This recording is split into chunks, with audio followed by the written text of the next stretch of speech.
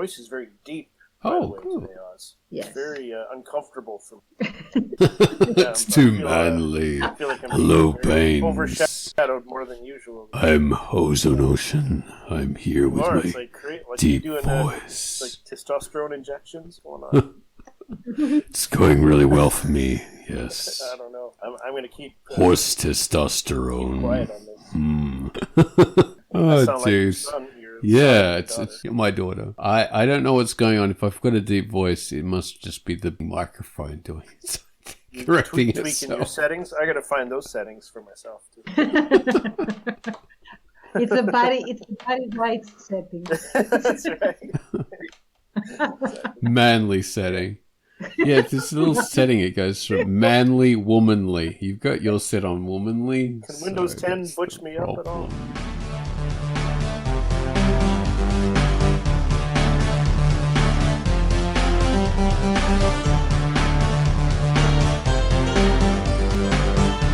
Hello and welcome to the Drunkduck QUACKCAST. I am Ozone Ocean and with me is Baines and Tante Serene. Hello. Hello. Hello. Oh, lovely to have you guys here. Tante Serene, of course, being the fairy queen of the elves, fair queen of the elves, and Bane, who is Baines, who is the Barbarian. The vicious and strong, taciturn, brave barbarian. Gleaming, muscled, tanned torso. Bear, of course. Of course. And loins covered in bare fur. The abs are painted on. And you didn't hear it from me. Carrying a gigantic axe for chopping wood. Because he's also a Canadian and that's what they do. Of course. Yeah. Of course. And me. The incredibly amazing archer. Yeah, that's what I am. An elven archer. Yay! And the hero that the legends have spoken of in the prophecies. Oh, jeez, aren't there so like after I think in the 80s particularly that was the thing. Everyone like had stories with the hero with the prophecies. And with the eyebrows that aren't black. What? Because Legolas in the movies had this flaxen blonde or platinum blonde, depending on your screen hair, and these charcoal black eyebrows that I still am annoyed by even now. Every time I see them. Yeah. Made perfect sense because he went to the famous elven hairdresser who, bleaches all the elves' hair blonde. But he didn't have enough money to also do the eyebrows, so. Yeah, that's a separate thing. They don't have a bunch of Filipino and Thai girls there to do the eyebrows and the nails. They haven't been invented in Tolkien's world yet. All right, well, before we get into that, we have to bring up the featured comic. I actually did the feature this week. I featured a comic called My Magic Grandpa. So I'm going to tell you about that now.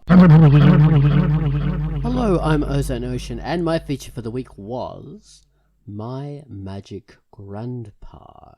Little ordinary Susie is thrown into an unusual world. Her schoolmates are weird, her teacher is super bizarre, and her grandfather is not what she expects at all. And thank goodness for that. This promises to be a funny, surreal, cartoony adventure with Susie and her amazing grandpa. Watch out for the bonus story about a boy who inexplicably finds himself in the grey ashen limbo world and comes face to face with the old, cold denizen there. The art here is all digital, gloriously cartoony, and full colour with a very pro look to it. The Reaper's Cabin chapter is black and white with the emulated look of charcoal and ink. The story is pure fantasy fun. It's just starting up, so make sure you get on board and follow along with My Magic Grandpa by Jitterbug Jive Rated T. And that was Magic Grandpa. Good comic by the person who did it. Well, I would have told you about that in the QUACKCAST, in the feature. Okay, so next up we have the featured music. Gumwallis has given us the theme to Galaxy 1. So this is interesting. Yeah, Galaxy 1. Side-scroller action-adventure space platform game. This is pure 16-bit video game nostalgia. Grab your extra life and beat the hard level and the mid-boss before gaining his powers and facing up against the final boss. You can practically hear the pixels forming, coalescing and mutating in this lovely piece of music by Gumwallis. So, have a listen.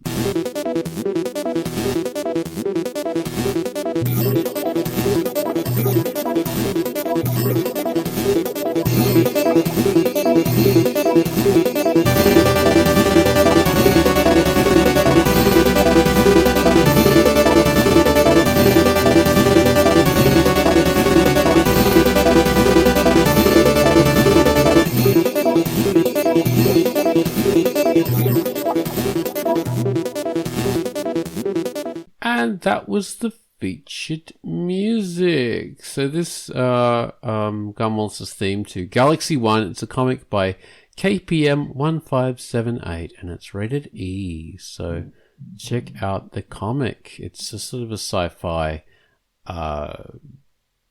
comic. It's interesting. So guys, we're talking about fantasy, high fantasy. And fantasy is a good escape from reality. That's a good thing about fantasy, especially now the world is in its global pandemic, which is this bizarre kind of situation with the COVID-19, and we're all facing it in different ways. But yeah, so we thought we'd talk about fantasy. All of us have had experiences with fantasy of various sorts, and we talked about this in our little Patreon video just before, didn't we, Baines? Indeed. Had a little chat about how we got into fantasy. Well, let's just unwrap that a bit, because all of us, what we discovered was our introduction to fantasy was through what we'd think about as being the sort of the primordial roots of modern fantasy or modern high fantasy, which is, where most modern fantasy comes from. So, Baines, you really got into it through Sword and Sorcery, which were Conan. That was... yeah. Go on. I will say fantasy was never really my jam, if you will. Yeah. But I read Savage Sword of Conan. My brother was a huge fan. He bought the magazines. So I read those. I read his and loved them. So that was really my thing. That would have been my earliest real fan experience with the Sword and Sorcery kind of territory. So this was the writings by Robert E. Howard, specifically? I think a lot of the stories were based on his stories. But no, this would have been the Savage Sword of Conan Marvel magazine, the black and white. Okay. So these are ones that are sort of inspired by it, right. And there are certain other authors that wrote, like Carter. A lot of missions, a lot of quests, a lot of love. Yeah. Craftian-ish monsters. Oh yeah, that's very Robert E. Howard, because him and the whole group, Lovecraft and August Derleth and all these people were all together, sort of doing this sort of a bit of a shared universe thing for a while there. So yeah, they had that. But yeah, so Conan was very primordial fantasy. And we see like echoes of that a bit in today in what we would call low fantasy. but sword and sorcery is really, that's really kind of something that was really, primordial, like I say, but really, it came to form fantasy. Say an author like, have you ever heard of Fritz Leiber? I have heard the name. So Fritz Leiber, he was the he was the son of another Leiber. I can't remember his name. Maybe it was Fritz Senior. I'm not sure. But so Fritz Leiber, I think he should be called. Famous American fantasy author, but he started very solidly in the sword and sorcery mold. And he was like very instrumental in like turning that high fantasy sword and sorcery into higher fantasy. And whereas Tolkien was creating his version of fantasy, Fritz Leiber,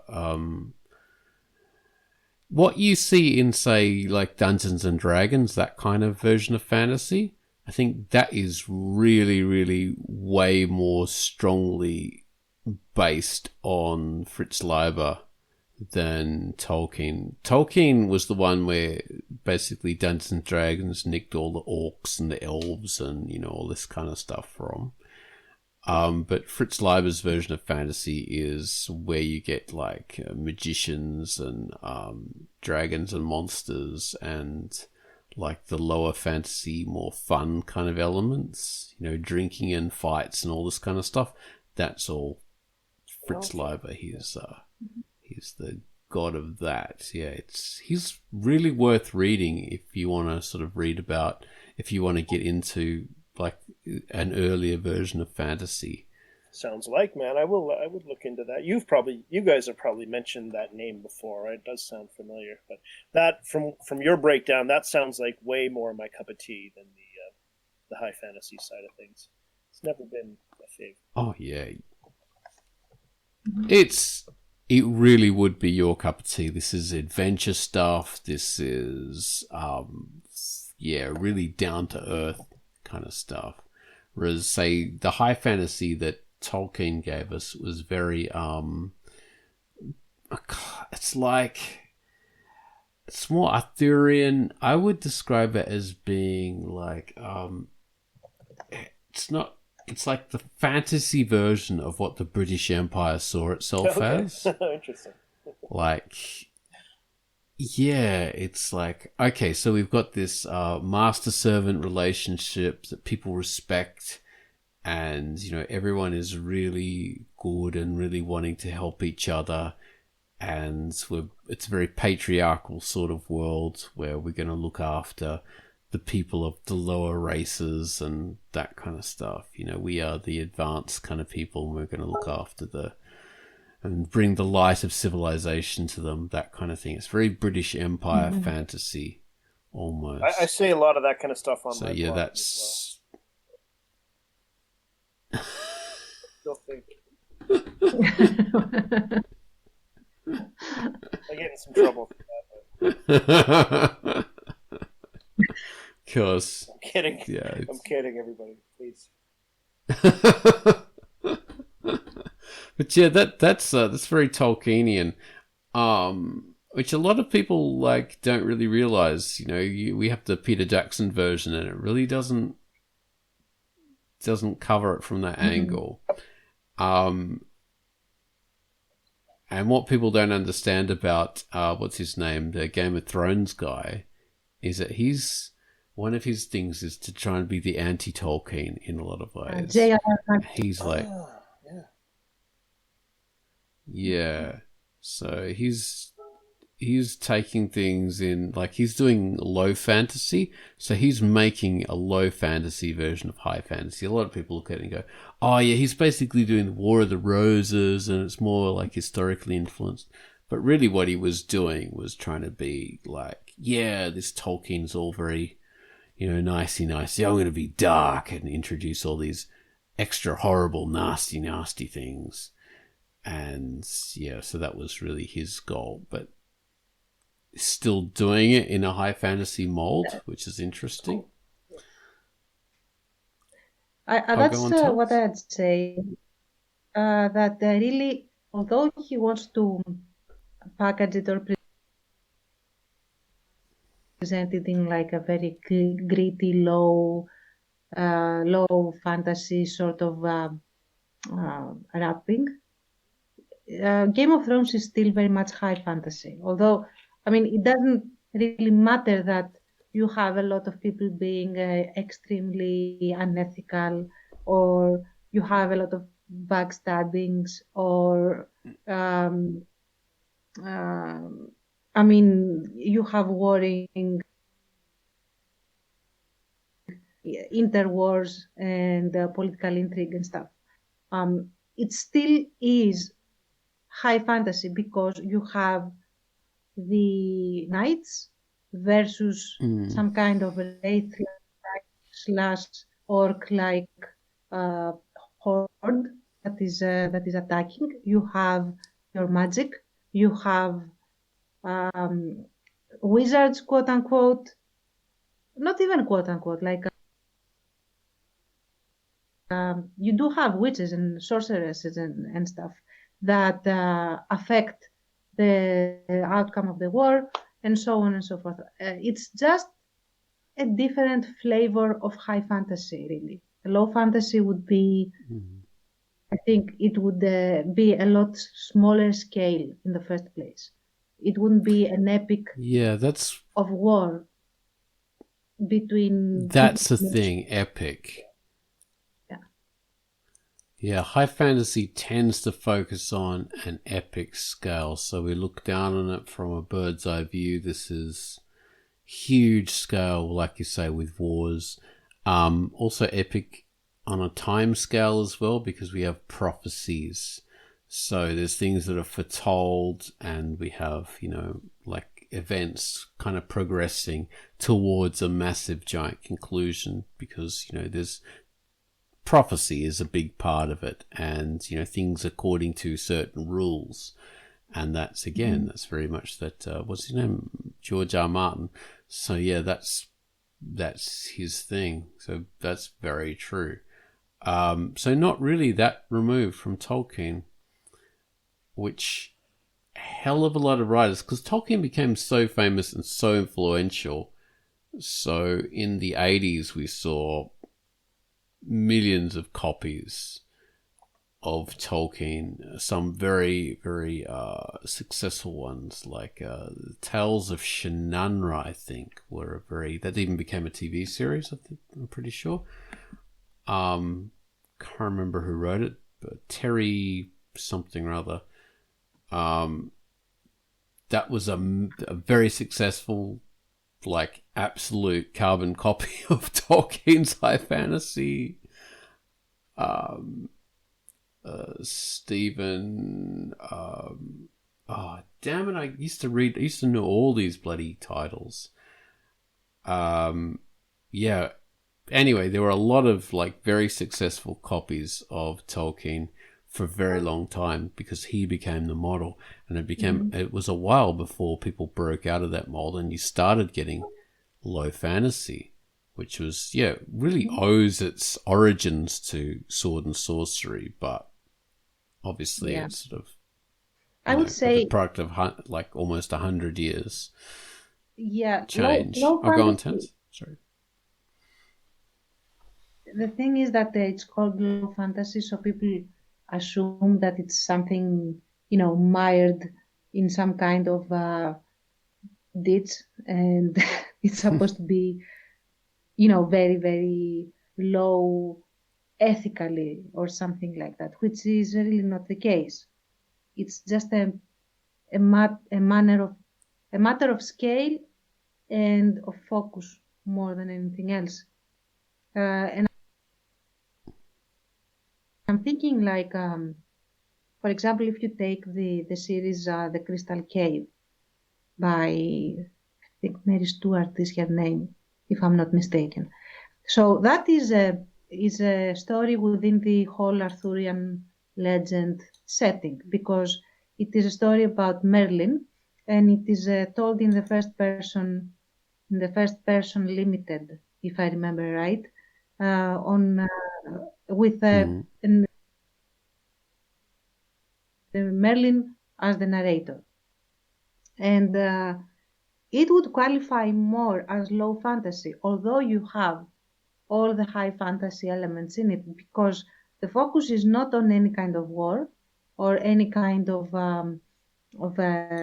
adventuring with knights and stuff like that. It's really the emotional journey of Merlin himself as a personality and his own small scale, let's say, interactions with some maids in the castle, and then with Arthur. And it's really very interpersonal and very narrow. You feel like it's very, very, very focused on just this one character, this one person, and their experience of life as that being the begin all and the end all. There is no real focus on anything that Arthur, for example, does. It's just what impact Arthur has on Merlin and the things that Arthur asks of him and how their relationship and all that kind of stuff. Yeah. So that would be more low fantasy. I would say. Yeah, that's very true. Low fantasy tends to be from a much smaller scale, you're right, like the individual scale, and not so much about prophecies and big battles and things like that. I mean, if there are big battles, it would just be from one person's point of view and their limited perspective. I like both these things. There are... low fantasy is quite popular in the gaming community because obviously people who do like traditional gaming like Dungeons and Dragons or Warhammer or that kind of thing, they like to have characters and focus on specific characters. So that's why this fantasy kind of caters to them. So yeah, there's a lot of good Warhammer universe low fantasy, and it's actually really fun to read that kind of stuff rather than looking at things from the this huge kind of perspective. You're looking at really narrow stuff. What are your favorite high fantasy writers or fantasy writers in general?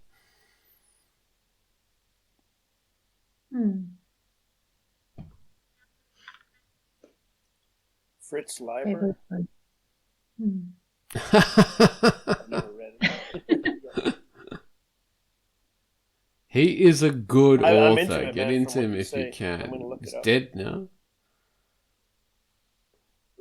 now. But yeah, like his books had really crap titles too, like Swords Against Deviltry, Swords Against something or other. Right. But Really fun, really well written, like fantastic.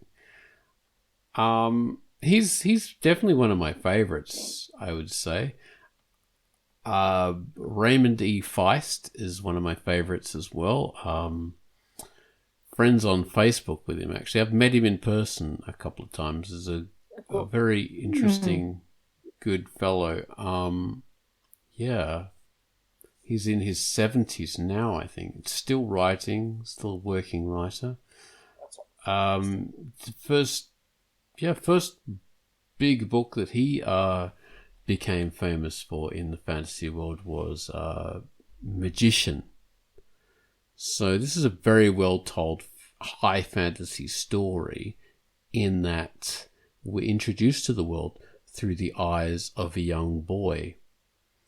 And it sort of quickly develops, and we follow this young boy as like two young boys. as basically, life happens to them and they sort of diverge in two very separate paths and visit very separate parts of this fantasy world, and, they grow up through this world that's being struck by terrible war and intrigue and magic. But it's always like from their, points of view. And it's really, really, it's a great way of introducing you to a fantasy world, because they're the fish out of water characters, I suppose, or at least the naive kind of characters who are experiencing the world, and you're experiencing the world with them, and the world sort of grows up with you, because initially when you're introduced to the world, it's like just their little kingdom, and it's just like the politics that happens in the particular castle where they work. But when you get to the end of the story, you know the entire world, because that's what they know, because they have grown up and they've gotten very important positions in the world, and everything has expanded massively according, with their perspective, which is, a really good way of, like, as a writing technique, that's a really sensible way of doing it, because the world grows up with the characters. So yeah, I definitely one of my favorite authors.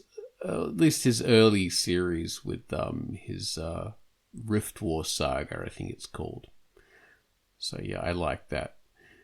Well, I've got Andre Norton. If you've ever read her, she was and Ursula K. Le Guin, fantastic writer.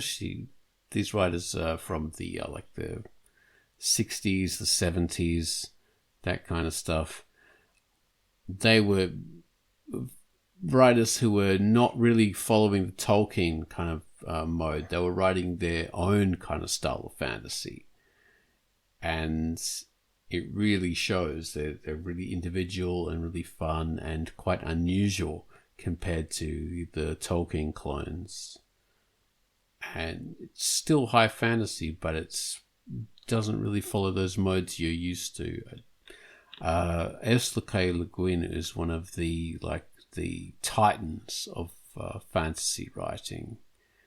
Her Earthsea saga is just really, really interesting, and one of like the great fantasy stories to get into. Bones, you mentioned Xanth from the great Piers Anthony. That would be about the only one that fits in that sort of epic. Well, I don't know how epic they are, but that quest kind of template, that sword and sorcery quest, somewhat high fantasy territory that I liked, would have been Xanth back in the day. At least the first handful would sort of fit that overall. He is oh, go on. Structure or whatever. But yeah, it was Xanth, sort of a comedic take, funny characters, and sort of unusual magic powers. It was a cool world. That would be about the only one I could think of that I actually was into. Well, apart from the myth ones by yeah, but they weren't really Robert quests. Asprin. They didn't really fit. But myth I like even more. Oh, okay. Yeah, so those would be more probably in the sword and sorcery / comedy parody kind of territory. Sword slash. Yeah, the Xanth books. That's I can't remember when he started writing those. I think it was a long time ago, maybe in the 70s. I'm not sure. I think the first one was in the late 70s. Yeah. One with Bang. The chameleon Spell for chameleon thing, wasn't it? He's expelled from the magical land, so he has to set out across the land, and he's being exiled to the land of no magic, which would be our world. He doesn't really get here very much. He's, sort of, it's mostly set in Xanth. And, goes on this quest, seeks out the good magician, as a lot of those stories are structured to be. He goes and sees him, and so forth. And then comes back home with what he's discovered. It's like very much the kind of hero's journey template. But written in a pretty fun, interesting way. Yeah, and with this weird comedy all the way through. It's very interesting. The Xanth stories evolve and change a lot over time, and the early ones you read are completely different in style from the later ones you'll read. He was doing comedy fantasy in a period where that was not common. That just was not around that much. So he was quite unusual. I mean, it was him and Robert Asprin. Robert Asprin, Yeah. maybe a year or two later, maybe a little more. But it was them. They really stood apart at the time, as I understand it, because they talked about each other in their author notes. How they were kind of, really? the comedic guys, and doing a different take on fantasy at the time. I think Roger Zelazny was also doing that as Okay. well. I think that's his name. I might be wrong, but yeah, he was someone else who was into that kind of thing. Another sort of very famous fantasy author, or Zelazny. I can't remember. But Yeah, that's the one.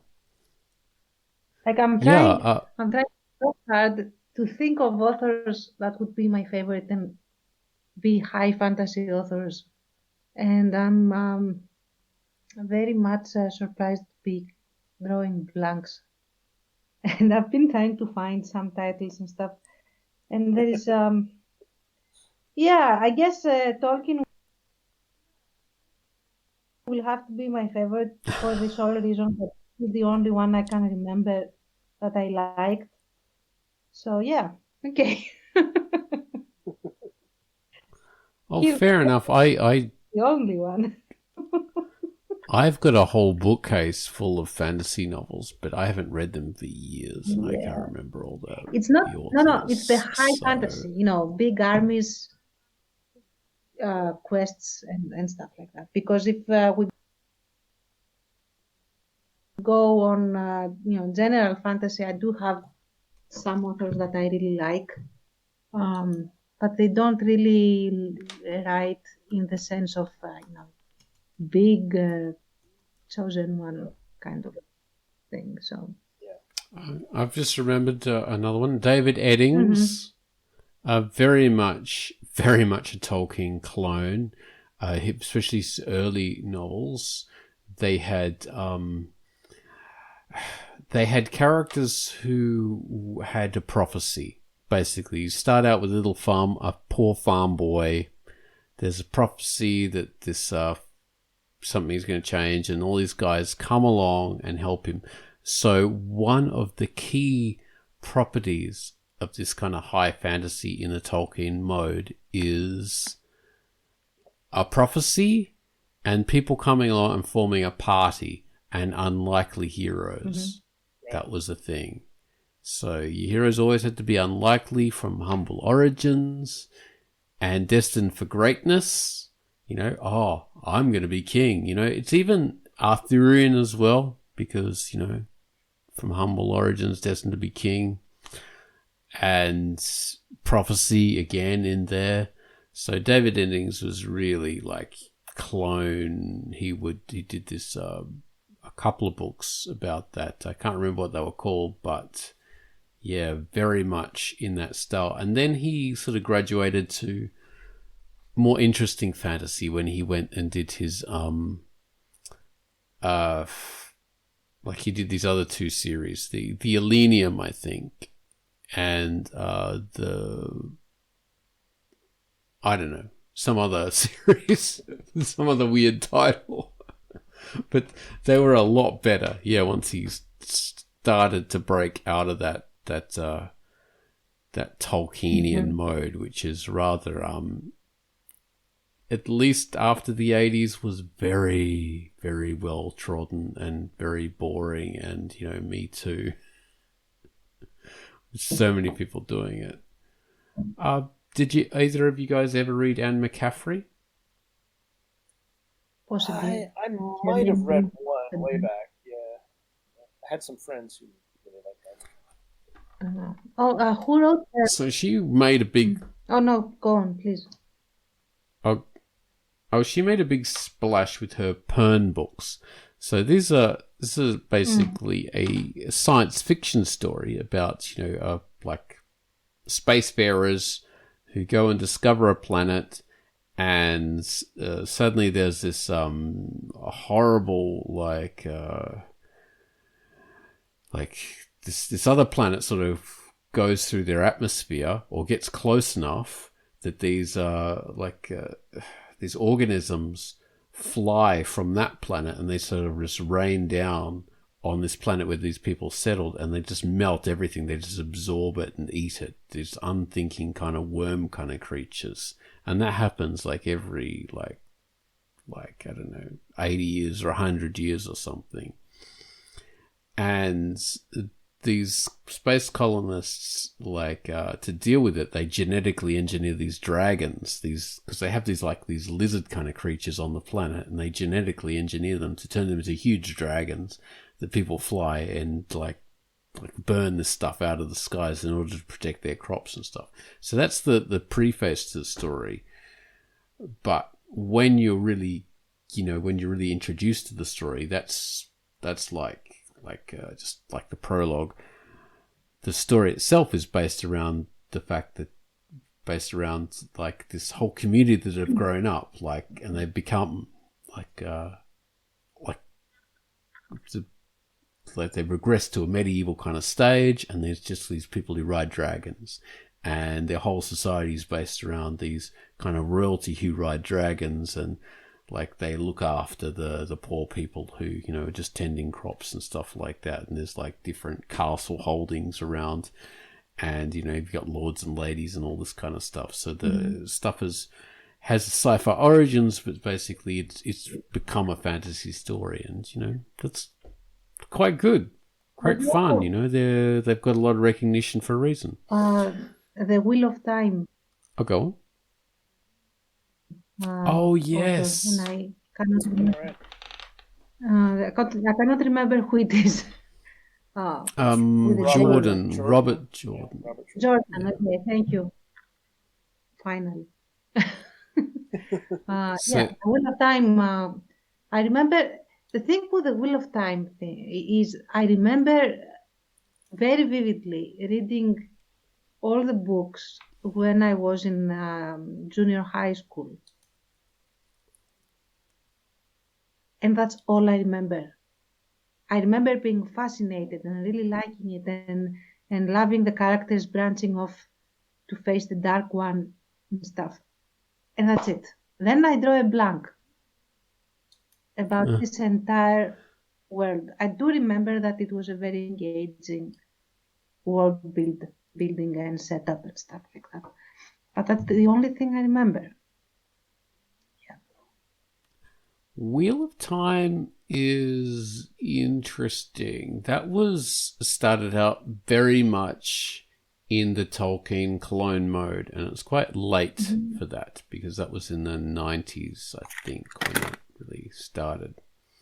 So very much Tolkien clone. You've got people starting from humble origins, prophecy, a dark one, just a dark one who's the bad guy, But it's so what Robert Jordan did was he started out as one of these Conan clone writers. So we had a bunch of different writers who were paid to do Conan stories, basically. Here's the, we're going to pay this guy to do Conan. He's the Conan writer. So Robert Jordan became a writer for hire, doing fantasy as a money-making thing, not as a passion project, and I think Wheel of Time was very much, okay, I don't want to work for anyone else now. I want to do my own kind of money-making thing. So I'm just going to make this, I'm just going to design this story to be like a pure, it's less of a fantasy story that's inspired. And I don't want to take anything away from it, because the first few stories of Wheel of Time are quite entertaining. But I think it was very much, he designed this to be a money-making thing.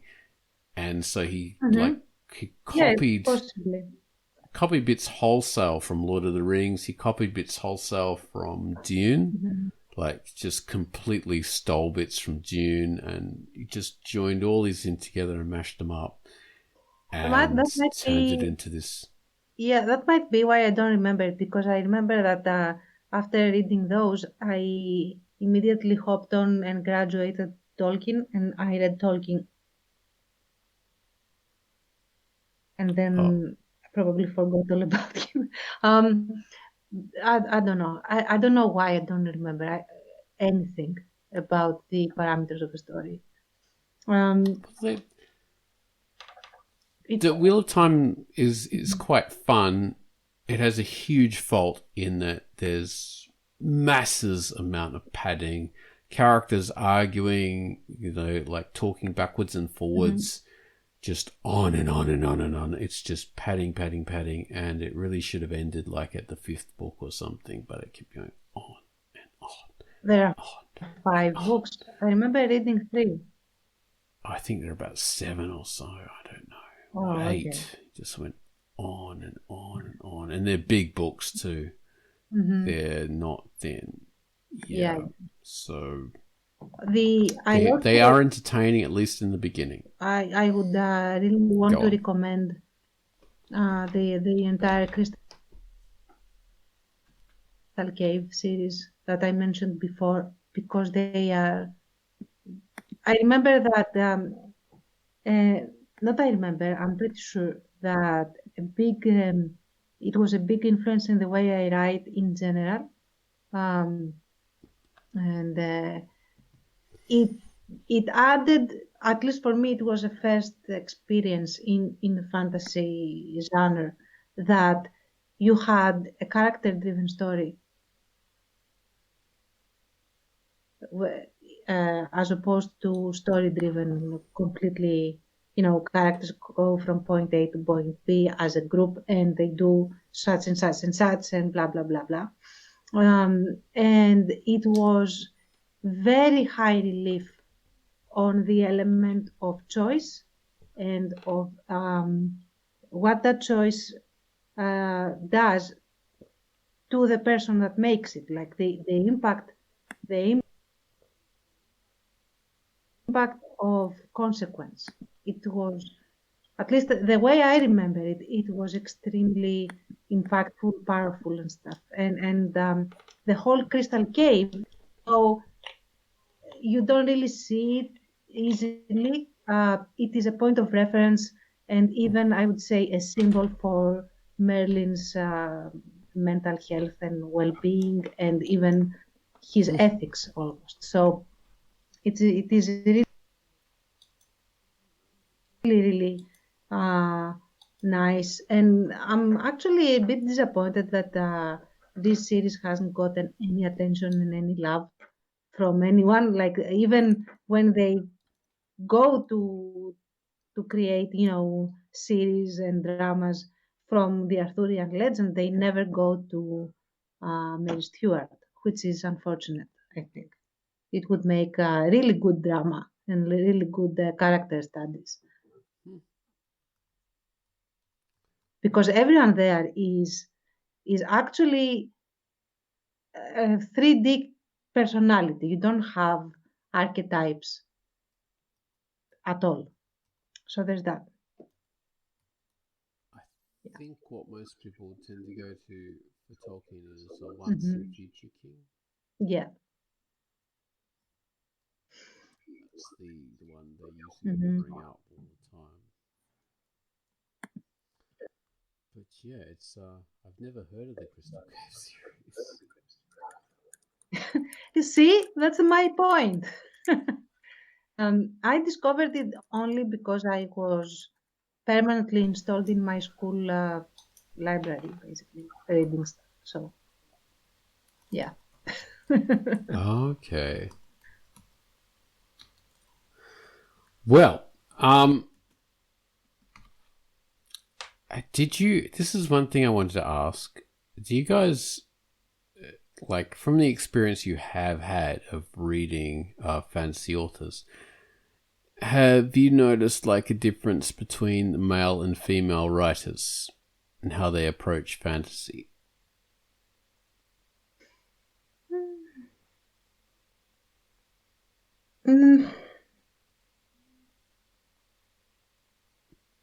Honestly, I don't think there are all that many female writers in fantasy, to be honest. That I can think of, like in the classic fantasy. Because I don't know, do we factor in as fantasy J.K. Rowling or? Yeah, definitely. Okay. It's more contemporary modern fantasy, but Yeah. that's what fantasy has become. But that's, yeah, it's fantasy in a bit of the C.S. Lewis mold, I suppose. 'Cause he really popularized that idea of people from modern day doing. I mean, that's always been a thing, but C.S. Lewis really made that big, his own thing. Yeah, people from modern day going into the fantasy world. I would. Please go on. Go on. No, I was just would going to say, in feel- my bookshelves, it's like equal between male and female writers. But go on. Yeah, I would say that the difference is more, I think, an element of era rather than gender in terms of authors and the way they write fantasy, because fantasy goes a lot with fashion, I would say. So if the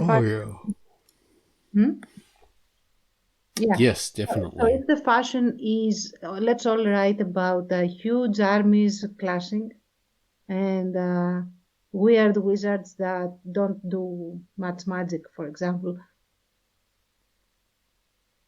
they will all go in that direction. And I think it's more on what is usually the popular element, the one that is considered cool or groundbreaking or whatever, and everyone flocks to that particular category and style of writing the fantasy. So I wouldn't say that we would have too much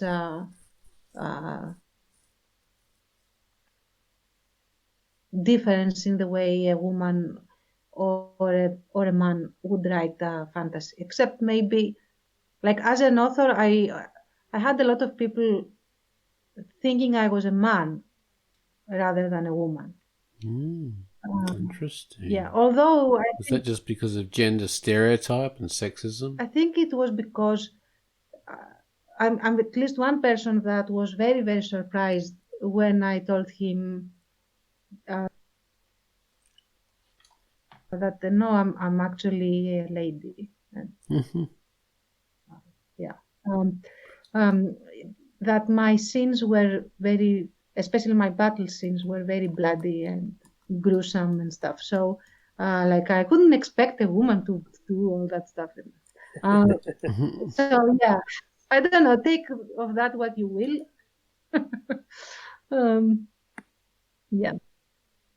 That's interesting. I definitely noticed some like differences that I could point to between male and female writers, in that the men would be more, they would do the more epic stuff a lot of the time, but they really wouldn't get into the characters' heads as much. The female writers would usually get into the characters' heads, and we'd have a lot more emotional stuff. I mean, that's not hard and fast, because there are writers who like change that. I mean, even Robert Jordan, very much into writers' heads, way too much. But yeah, the female writers tended to have be a lot better at depicting like the emotional drivers of a lot of the characters and the reasons why they thought and felt. Whereas the male writers did not so much. And it was, I think that is general, though, a general trend. I mean, not just in this genre. you would expect. I think generally female writers would be more interested in writing the motivations behind every character rather than male writers. Maybe, at least. I don't have any research on that, so. Female writers would also seem to give more detail for the day-to-day lives of a character, whereas the male writers would often tend to gloss over all that. You know, like, okay, this character's a baker, and, you know, often the female writers would actually say, oh, and the baker, you know, here's the baker's wife, and this is what the baker does, and, you know, he's making the bread and stuff like that, whereas the male writers would just, yep, that's the baker, and I'm going to buy some bread for him, and yeah, that he's out of the story, that kind of stuff, which is, I appreciated that difference. The female writers would tend to give the world a bit more life. It wouldn't just be like plastic props, which is what a lot of the male writers did. We followed like the main kind of the group and the main guy, and everything else would just be like set dressing. Whereas the female writers would tend to make the world a bit more real because they give things more detail and more life. Which I know that's like, even just saying that is like, oh yeah, female writers do this and male writers that like makes it seem as if like, you know, that is a kind of sexist characterization. But at least in the 80s and like the early 90s, that seemed to be a thing, that seemed to be a difference.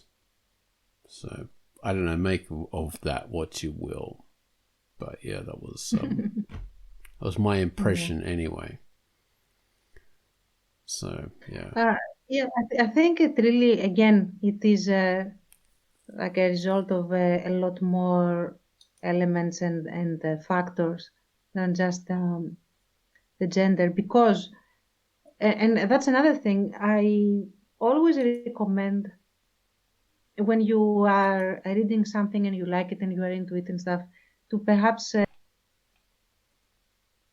also read at least the historical time in which the author has lived, and maybe some basic stuff about their lives, because again, I think you get more nuance in what the author is exploring, because no matter what the genre of writing, every author is exploring something when they are writing, especially in fantasy where you build your own world. I think that this is even more tangible and in high relief. And the author's personal experience informs a lot of the stuff that you will be reading. And I'm thinking about an author that I absolutely don't like, and he's supposed to be one of the classics and stuff, but I can't possibly tolerate him. I really don't like him.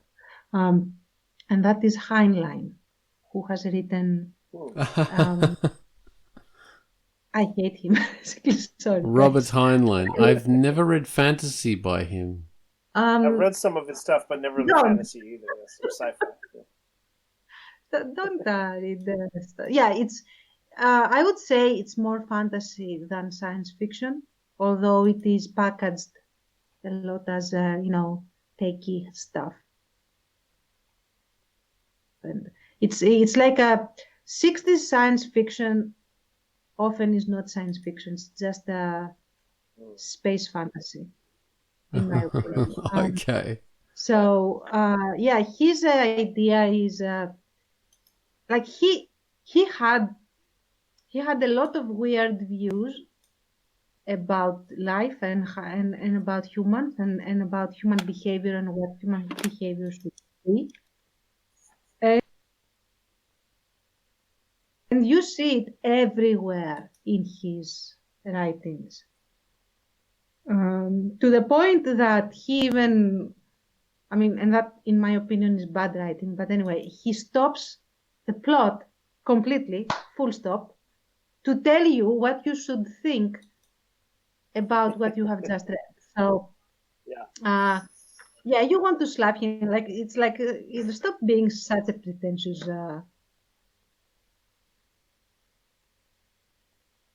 twat, Well, basically. he was a bit of of evangelical for libertarian views. He's the Ron Swanson of writers. Really. Yeah. And in any case, but if you know that, you go into reading informed, first of all, so that you aren't judged, because I made the mistake of not seeing what he thought and stuff. And then I was like, what is it that I'm reading? Like, what?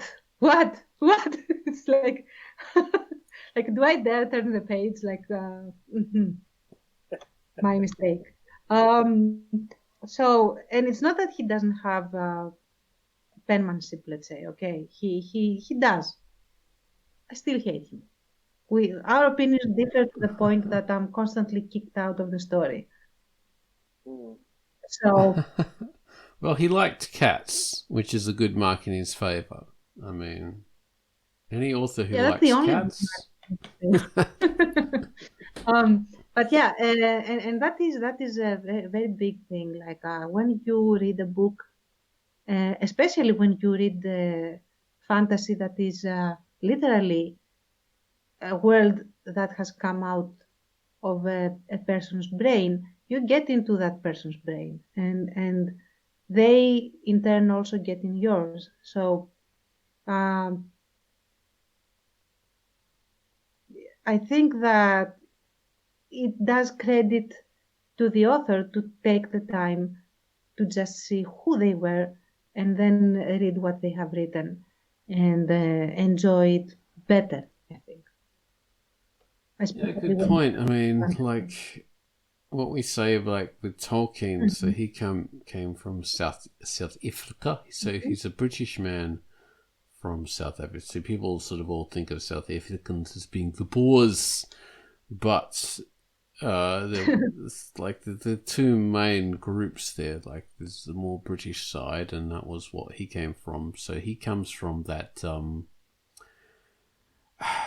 So he's one of these expat British people, and back in like the late 19th century, early 20th century, you've got a lot of British people, sort of like this British diaspora of people in like colony areas, like that are part of like the former empire, and they're a lot more old-fashioned in their views than the people actually in Britain.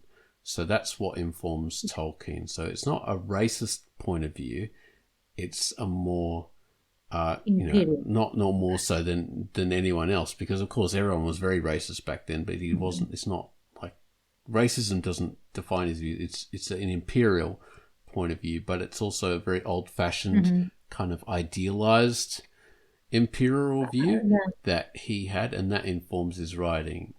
Like I would say, Kipling is the same. Exactly.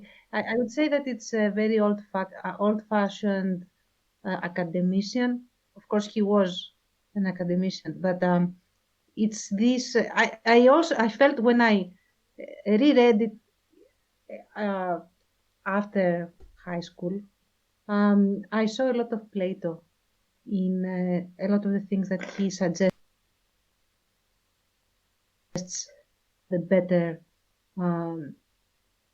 The better versions of humans and the better versions of regimes and administrations and stuff like that. So I think that at the time there was this whole glorification of certain Greek philosophers, Latin philosophers, and I think that this is also very much reflected in what he has created. Oh yeah, which is not a bad thing. Okay, it's his stuff. He's a man of old-fashioned academia. A professor at was it Oxford or Cambridge or something? Yeah, it's Cambridge. Oh, okay. Oh, was it Oxford? No, you're probably right. I can't remember. I'm not sure. Seriously. Yeah, so he's a professor of old languages, and he's very much into what he was studying, and that's reflected in his writings. So, yeah, very much a man of his day. So, yeah, one of the fathers of modern fantasies, high fantasy, and he was in that group, the Inklings. They called themselves. So we've got C.S. Lewis in there as well. Yeah. And, this other fellow, I cannot recall his name, but, there are a few people in that group. And C.S. Lewis did his style of writing, and he was very much, in communication with Tolkien. And he did his own particular style of fantasy. And, this other fellow, he wrote The Worm Ouroboros. Oh my God, yeah. I'll just look that up. Yeah, my brain is not working right. So this writer's name was E.R. Edison. So we got another R person. J.R. Tolkien, E.R. Edison. And we also have Lovecraft. I mean, horrific maybe fantasy, but still fantasy with gods and stuff. From the American, from across the pond. But I'll just go on about E.R. Edison. So if you've ever read this, so he wrote The Worm Ouroboros at the same time as Tolkien wrote Lord of the Rings, and the same time as C.S. Lewis wrote Lion, Witch and Wardrobe and all that stuff.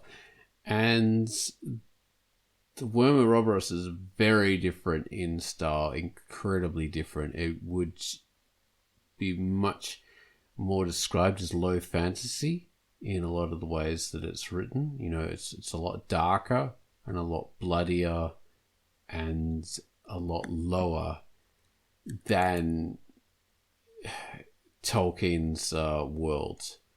And even at the time, Edison had disagreements with Tolkien and C.S. Lewis about how fantasy should be told, and he was very much in favour of this more bloodier, grittier, earthier style.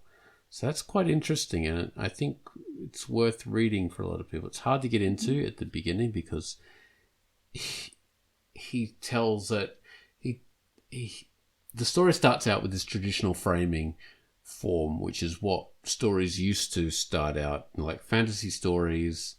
They used to start out with this framing technique of, this character's having a dream and they're being transported to another world and they're seeing what these characters are doing on this other world. And that's how it starts out. And a lot of stories used to start out back in the day in that way. And but once you get past that and you get past the fact that, this action's happening on Mars or Venus or something, that's where his fantasy world is set. Again, that was another common kind of trope.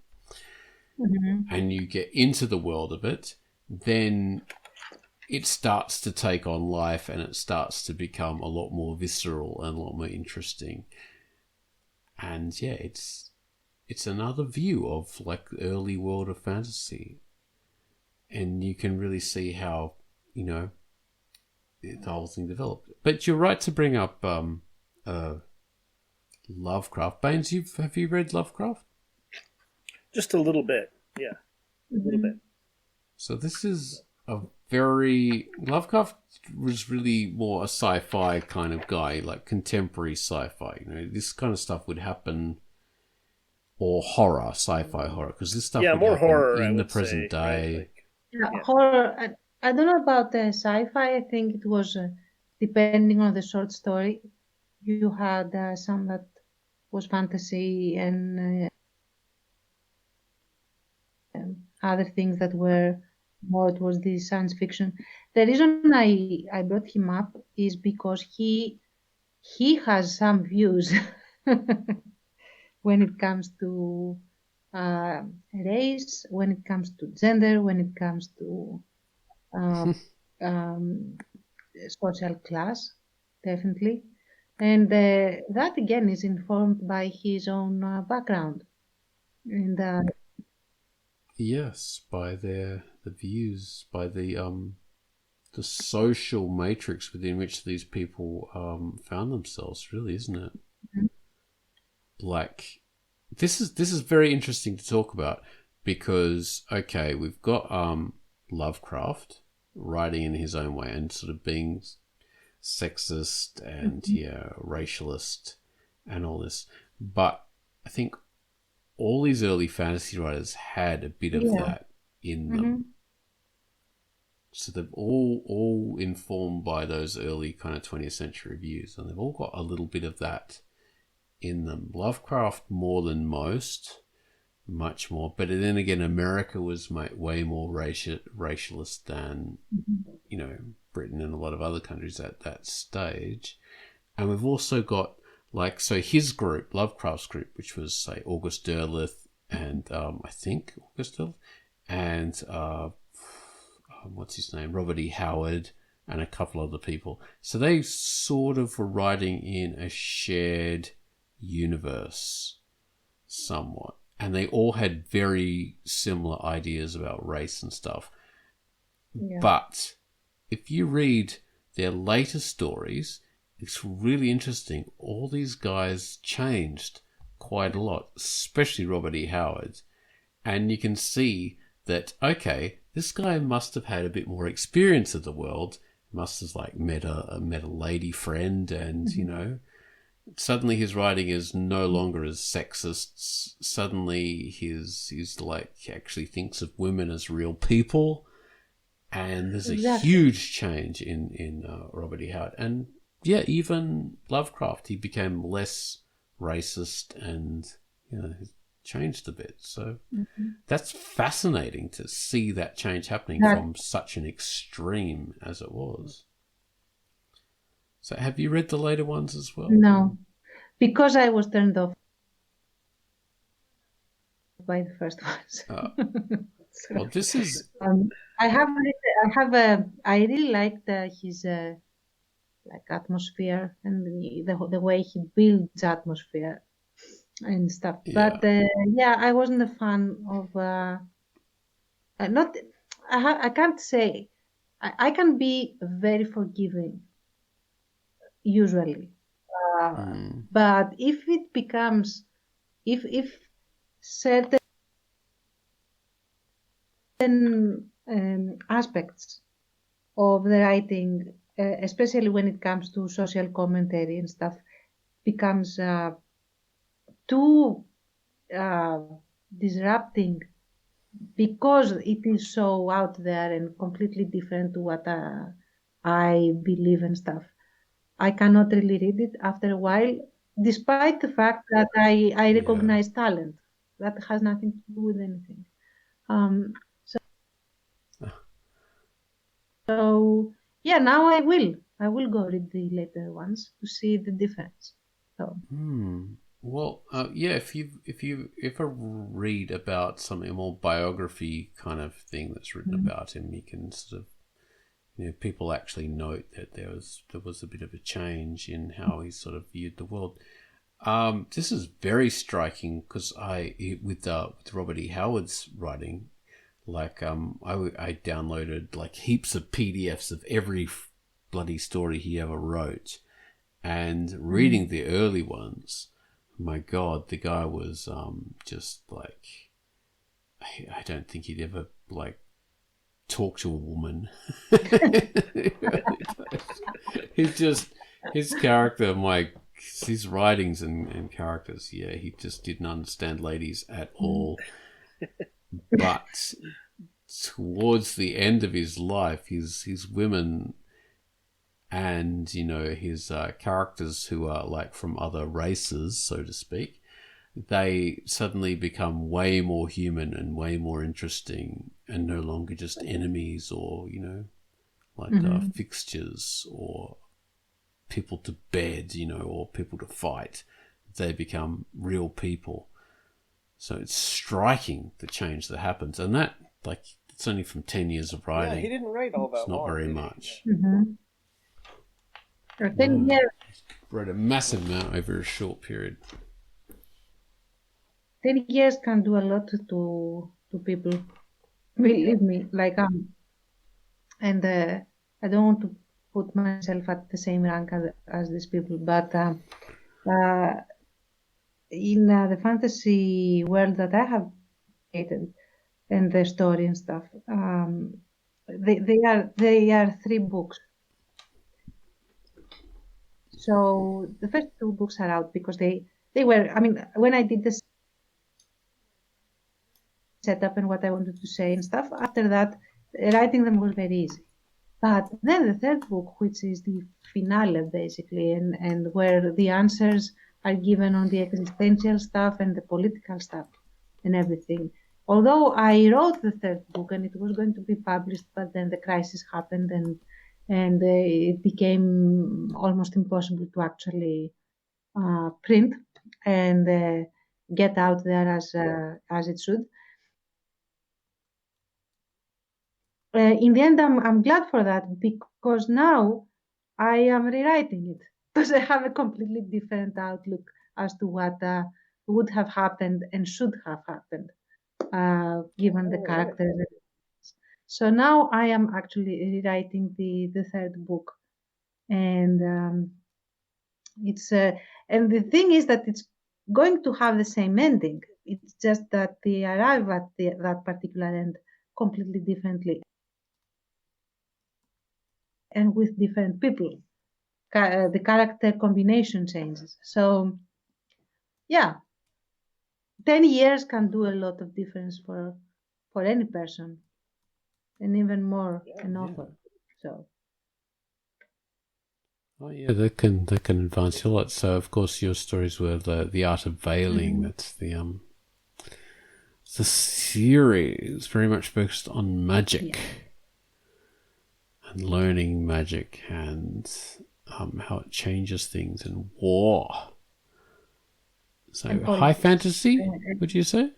Yeah, it's high fantasy for sure because you have big armies, big realms, big invaders, and the whole thing is there's a whole game of political war also in tandem that happens, and you have every realm has a different regime and different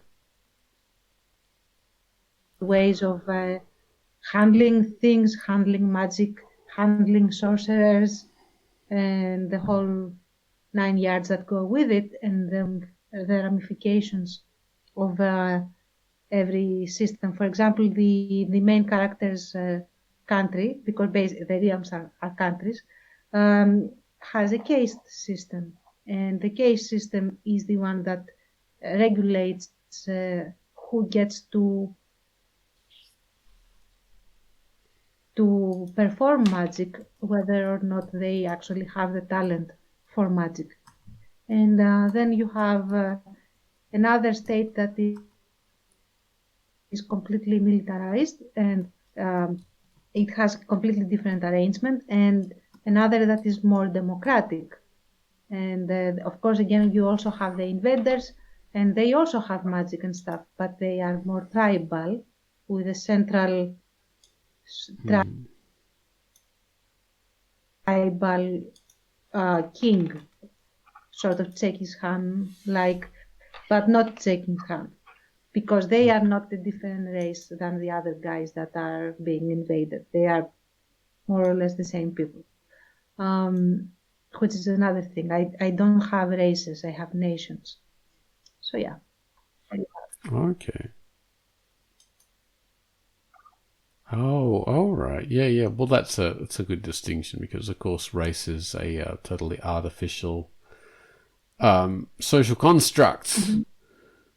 Yeah. It's really and I didn't want to get geographical differences. I didn't want to have okay, this is the race of the elves, and they have these traits as race, and they are racial stuff. So you are born with them, and I didn't want to get into that. That can be a very interesting construct, but what I was interested in more was the social interaction and the political interactions and what that does to a society. And if you see where I have lived as an author and the things that I have experienced, you wouldn't be surprised that I made that choice. It's not anything mysterious. So, yeah, that's why we have nations and no races. Although there are elves and Yeah, humans and yeah. dragons and the outer rim that are the barbarians, but they are all the same. They are all the same people, really. Yeah. Oh, good. Yeah. Good. Very enlightened view there. Yeah. Very enlightened view. All right. Well, we're sort of at the end of our time that we normally have for a QUACKCAST. So, but we should sort of just like say our favorites. If any of us can actually name a favorite, which is a really hard thing when you're older because everything becomes like Yeah. you have a million favorites and none. Well, I'll start. I've definitely, it's become very clear to me in this conversation that overall, it's not my genre. It's not my cup of tea. Just as a genre in general. I mean, there'd be good stuff. There'd be stuff that I would like, I'm sure. But overall, not really my cup. Robert Aspirin in the first 6 books of the Myth Adventures would definitely be. I'll always love them. They're so funny.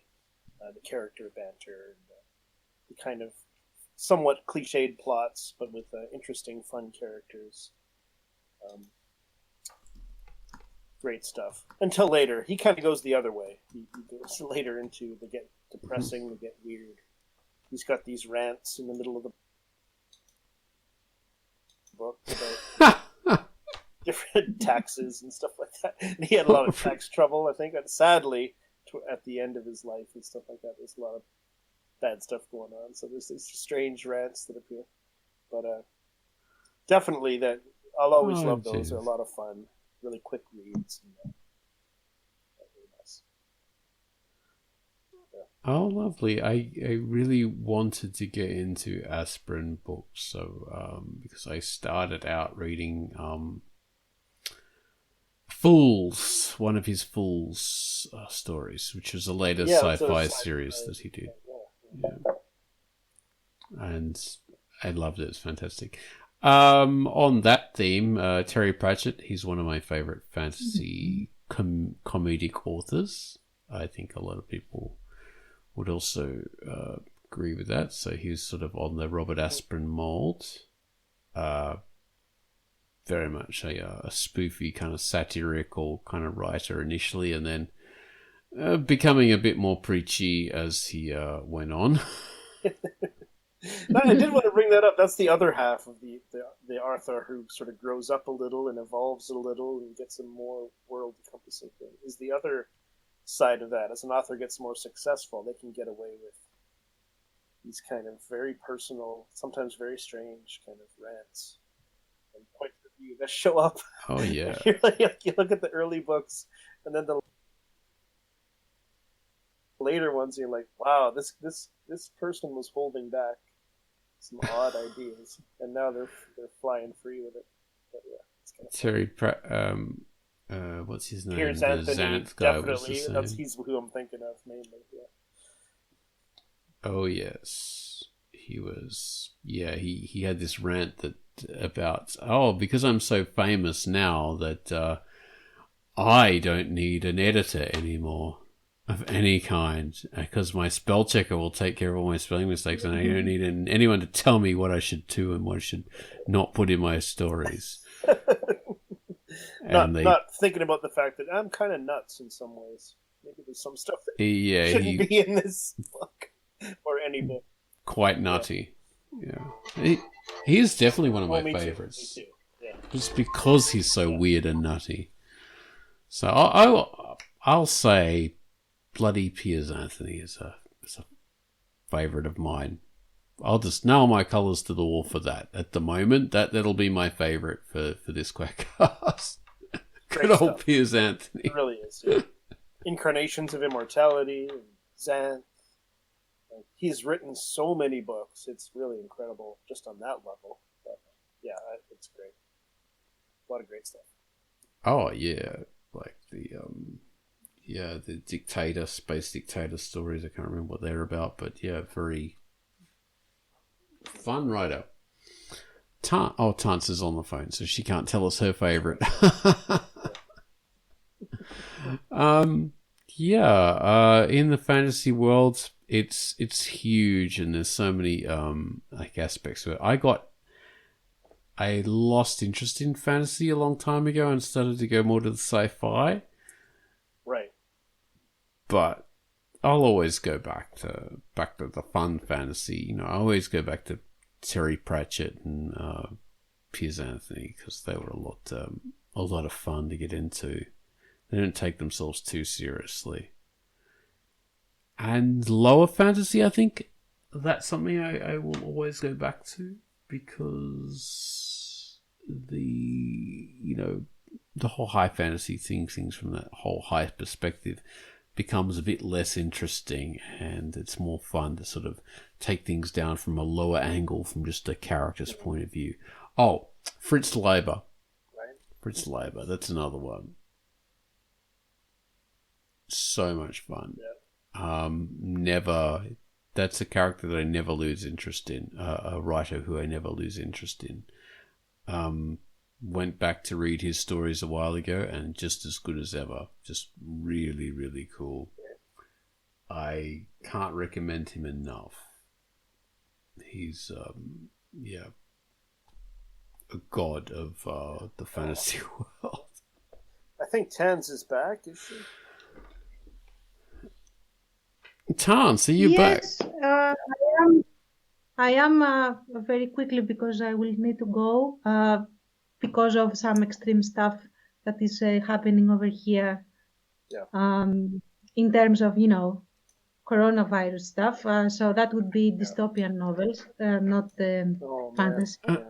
Well, we're just ending off here, actually. Well, Do you yeah. have a favorite? Do you have a favorite author in the fantasy world? Favorite author, strictly fantasy, because I realized that most of my favorite authors I considered fantasy are more like more historical, with some fantasy sprinkled in, and so that's a completely different discussion. I would say Mary Stuart is one of my favorites, and solely for the last part of The Return of the King, I would say also Tolkien, and that's it. Yeah. All right, Mary Stuart and Tolkien. Okay. All right. Well, thank you guys for listening to our fantasy ramble. It's fun to talk about fantasy. Thank you, guys. Thank you. All right. Bye.